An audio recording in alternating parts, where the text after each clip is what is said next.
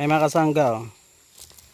Ito yung halaman na nakita ko dun sa Facebook na kahit walang kahangin-hangin, kita niyo naman, oh. Mga puno hindi nga gumagalaw.